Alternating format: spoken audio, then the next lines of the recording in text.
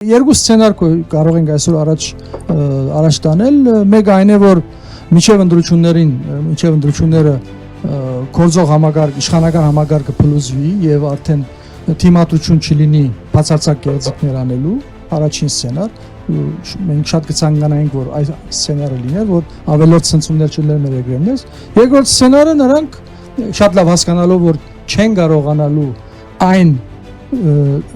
քանակը, 21 թվականի 600,000 իրենք չեն կարողանալու հավաքել։ 500,000-ն չեն կարողանալու հավաքել։ Ուստի ստիպված են թվանկարչությամբ զբաղվելու։ Եթե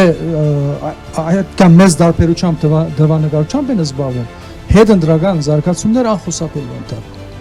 Եվ ներուժը իշխանությունների տապալելու ժողովուրդ շատ բարձր է լինում։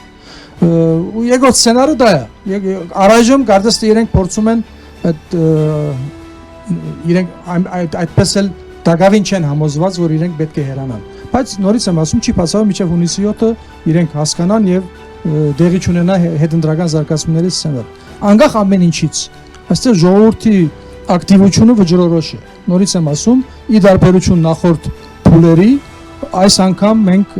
ունենք հնարավորություն ընդդիմություններով ցերպազատվելու գործող իշխանությունից։ Ես ամփոփում եմ հետեւյալ կարևոր մտքով, սիրելի ժողովուրդ։ Այստեղ բոլորս եւ բոլոր ուժերը պիտի գիտակցին եւ միապանվին հետեւյալ խաղապարի շուրջ։ Արգա կրկացման ընթացքը պետք է գասեցվի։ Ամեն քնով պետք է գասեցվի։ Քվեով հաջողվեց շատ լավ։ Եթե քվեով նրանք գնացին գեղձիկների եւ ժողովրդի ցայնը կողացան, ապա ժողովրդի ինքը իր գամքը պիտի բարդատրի։ Այս կրկացման process-ը պիտի կանգնեցվի։